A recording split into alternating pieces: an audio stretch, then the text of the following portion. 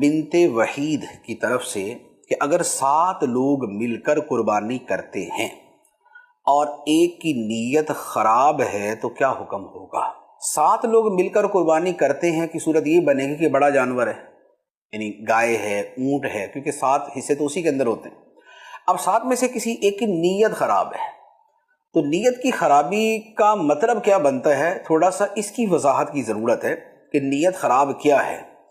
تو اگر تو مثال کے طور پہ جو ایک شرعی حکم ہے اس کے اعتبار سے بیان کر دیتا ہوں کہ 7 لوگوں نے مل کر قربانی کی، ایک آدمی کی نیت قربانی کی نہیں ہے بلکہ اس کی نیت صرف گوشت کی ہے کہ بھائی مجھے 22 کلو گوشت چاہیے، یعنی کہ جیسے 22 کلو کا حصہ بنتا ہر ایک کا، تو اس نے کہا بھائی مجھے تو 22 کلو گوشت چاہیے، قربانی وغیرہ کی کوئی نیت نہیں۔ یہ ہے نیت خراب قربانی کے اعتبار سے، فی نفسی تو درست تھی لیکن قربانی کے اعتبار سے یہ نیت خراب ہے۔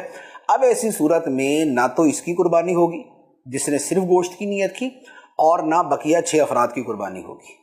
تو یہ ہے ایک نیت کی خرابی کی صورت۔ باقی اور نیت خرابی کا معنی مفہوم کیا ہے تو وہ پھر جیسی کوئی صورت ہو اس کے مطابق جو ہے وہ کسی دارالفتہ سے، کسی مفتی صاحب سے پوچھ لیا جائے تو اس کے مطابق جواب مل جائے گا۔ سوال